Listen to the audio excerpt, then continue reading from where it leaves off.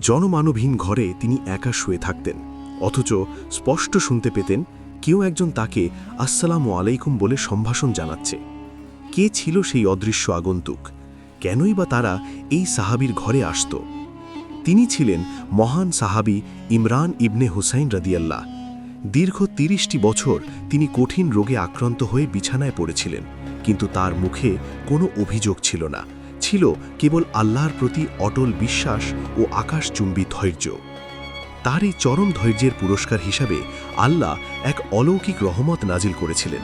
তিনি নিজেই বলেছিলেন, প্রতিদিন ফেরেশতারা আসমান থেকে নেমে এসে আমাকে সালাম দেয়, আমি সকর্ণে তাদের গলার আওয়াজ শুনতে পাই।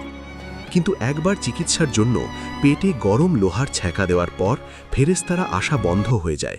সেদিন এই মহান সাহাবী শিশুর মতো কেঁদেছিলেন, সুস্থতার জন্য নয়, বরং ফেরেশতাদের সেই সালাম শোনার সৌভাগ্য হারানোর শোকে।